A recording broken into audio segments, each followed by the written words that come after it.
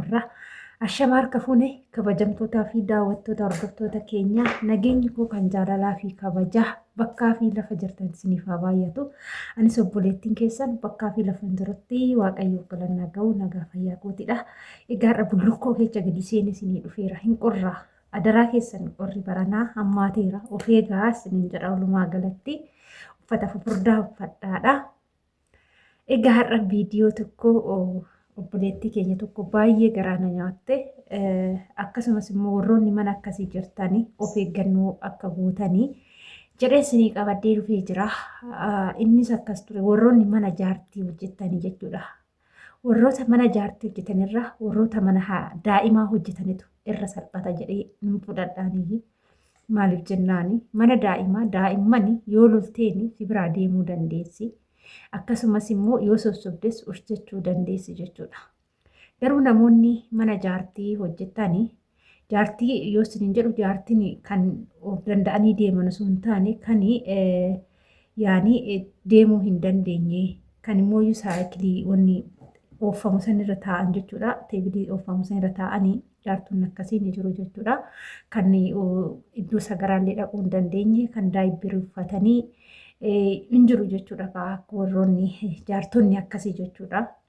Ijoollee baay'een kan miidhamaa jiran isaanii jechuudha. Namni isaanii dulloomanis dhimamanis nyaata nyaatu. Nyaanni isaan nyaatan yeroo hundumaa nyaata viitaaminiidhaan guutame waan ta'eef qaamni isaanii guutuudha yeroo hundumaa ni ulfaatu jechuudha. Egaa sumarraan maal jechuu barbaade tananii obboleettiin keenya tokko mana jaartii hojjetti. Akkasumas immoo sarraatinyaa 3 ta'aniit mana san keessa jiru jechuudha. Sarraatinyaa 3 ta'anii mana san keessa kan jiran keessa sarraatinyoonni kunniin sadeenuu biyyi isaanii garaagaraa takka Itoophiyaadhaa, takka Ugaandaadhaa, takka Filiippiiniidhaa jechuudha. Sarraatinyoonni kunniin sadeenuu hojii mataa isaanii qabu. Takka nyaata hojjetti, takka immoo daa'immanii fi cidaatii hojjetti, takka immoo jaartii kana kunuunsiti jechuudha. Inni haa ta'u immoo gizee tokko tokko waa'ee hojii jaartii kanarratti gizee ol fuudhanii gizee shaawurii galchan akkasumas gizee mana shintibeetii baatanii geessanii wal gargaaru jechuudha. Saayikilii teessoo sanirra jechuudha. Arabiyaa sanirra yeroo gochuu dadhabanii wal gargaaru jechuudha. Innaa guyyaa tokko ijoolleen lamaan isheen jaartii kunuunsitu sun ijoollee lamaan na gargaaradha. Arabiyaa irra godhee tananii shintibeetii na geechi naan jettee shintibeetii shaawurii na dhiqi naan jettee waan ta'eef geechuun qabaa na gargaaradha jetteeni.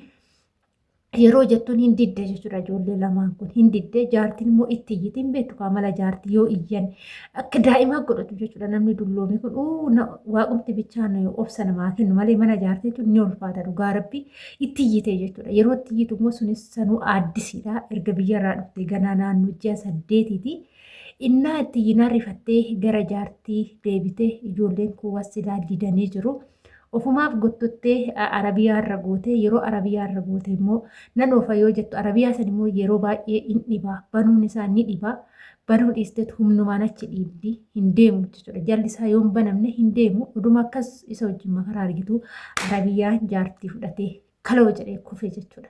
Yeroo kufu jaartiinis ni kufte yeroo kuftu jaartiinis hin iyyite sarraatinyaan illee rifaatuudhaan iyyite jechuudha. Yeroo iyyitu kanaa intalli jaartii immoo mana jirti. Ilmi jaartii immoo tokko foolisiidha jechuudha.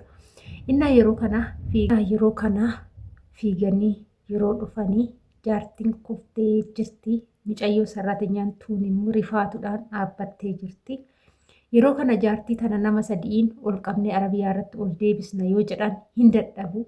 Isheen intalli jaartii immoo dhuftee yoo argitu haati ishee kuftee argite. Haadhumti tiyya waa tokko haa taatu malee isin sadeenuu hin dhiisu sinan xaraga jettee itti fokkorte. Yeroo kana ijoolleen rifaatuudhaan jaartii kana akkuma godhanii gottotanii baay'ee ulfaatu isaan qaba baay'ee ulfaatu. Gottotanii Arabiyaa irratti ol deebisanii erga ol deebisanii immoo intalli jaartii maal goote obboleechatti dawwalte obboleechi poolisiidha. Obboleechi gizuma san fiigee dhufee ambulaansii yaamanii jaartii fudhatanii mana yaalaa geessanii jechuudha. Innaa yeroo kana ijoolleen sodaa fi rifaatuudhaan guutamanii mana keessa jiru. Jaartiin immoo maal akka isheen taate hin beekamne amma mana yaalaa galtee jirti jechuudha. Kanaaf wanti viidiyoo kanaa isinii qooduu yaadeef yookaan isiniif dhiyeesseef jechuudha. Ijoolleen mana jaartii jirtanii jechuudha. Akka mataa kootti hojii jaartii jechuun keessattuu jaartii hin jiru jaartii walii lama kan kazaaraa qabatanii deeman ni jiru. Kan akkasii sun harka qabdanii yeroo hundumaa deemtanii kunuunsuudha. Yookaan immoo jaartii danda'anii hin deemne Arabiyaa irratti isin baattanii goota sun gizee ol fuutanii ishee baattanii Arabiyaa irra gootanillee lapheen keessan sin miidhamaa deema. Isinis fayyaa keessan dhabaa deemtu jechuudha sababa jaartii gandaatiin. Ishiin jaartiin umuriin ishii dhumatee umurii ishii yeroo ishiitti dulloomte yeroo ishiitti akkas taate ishiin yeroo ishii fixattee jirti. Isin immoo kan ishee guuttatte sun yookaan kan deessanii ta'uu danda'a ilmoo argattan ta'uu danda'a yookaan kan hin dahin ilmoo kan hin arganne ta'uu danda'a. Walumaa galatti nuti shamarran biyya Arabaa hojjennu waa baay'eetu nu eeggata jechuudha. Hojii mana Arabaa hojjennu qofaa miti kan nu eeggatu sa'aatii kanatti maallaqa irraa argannu qofaa miti jechuudha. Maallaqni isaanii kun jireenya keenya guutuu aga umurii keenya isa dhumaan hin jiraachisu jechuudha. Isiniif galee haa ta'uti immoo waan keessa jiraannu wayii yookaan waan ittiin sochoonu wayii nuuf ta'a jennee asitti hojjechaa irra malee umurii keenya guutuu nu jiraachisa jenneetii miti jechuudha. Maallaqni biyya Arabaatii argannu kun wanni isin beekuu qabdanii. Oduu akkana ta'u immoo hojii agana ulfaataa ta'e hojii isinitti ulfaatu humna keessanirraa ol yoo ta'e dhugaa isiniin jedha mana san hin hojjetinaa jechuudha. Wanti fedhee haa galu malee akkanatti jaartii gandaa baachaa yookaan amma ijoolleen tokko tokko birriin dabalameef yoo jedhan birrii san ilaalu jechuudha. Ijoolleen tokko tokko birrii mana jaartii ijoollee baay'ee sarmanii hojjetanii ni beeku akkamitti akka ulfaatu hojiin jaartii ni beeku sababa saniin ni didu jechuudha.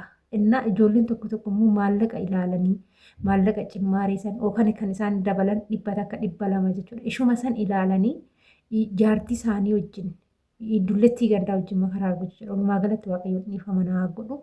Maaliif jennaan umurii keessan daa'imummaa kanatti jaartii gandaa harkisutti odoo onneen tokko sin bu'ee osoo kaleen tokko sin dhukkubee osoo waa tokko taatanii maallaqni isaa sinii kaffalan sun sinin fayyisu akkasumas asii galtanii dhalatu sin eeggata.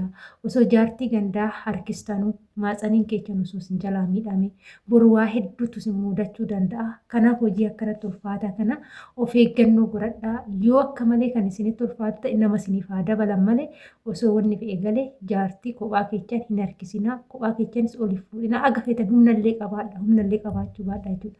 Aga feetan taatanii hojii akkasitti nama tokko ol fuutanii baattanii Arabiyaa irra gootan ol fuutanii baattanii isa shaaworii galchitanii algaa irratti deebistan hojii akkasiisan adaraa keessan obboloota koo jireenya keessa isiniif hin ta'u waan ta'eef akka wallaalummaa kootti kuni of eeggannoo godhadhaa hojii akkasii hin hojjetinaa isiniin jedha obboloota koo hin jiraanna. Nuti ganama keenya qofa argaa jirra. Amma sa'aatiin biyya Arabaa hojjechaa jirru kun galgala keenya osoo hin taane ganama keenyadha. Galgalli keenya ganaa nu eeggata. Biyya keenya gaafa galli waa hedduu nu eeggata. Nu waa takkan argine nuti kichuudha. Biyya ormaa keessatti facaanee jiraachaa jirra malee nuti homaan argine kichuudha. Dhugaa dubbachuudhaaf shamarri biyya ormaa keessatti facaanee jirru baay'een isaanii kan waggaa 20 keessa jirrudha jechuudha. Dhugaa yoo dubbanne baay'een ijoollee waggaa 20 keessaa hin baane jechuudha. Kanaaf of eeggannoo godhadhaadha. Adaraa keessan isiniin jechuun an obboleettii keessan irraayi.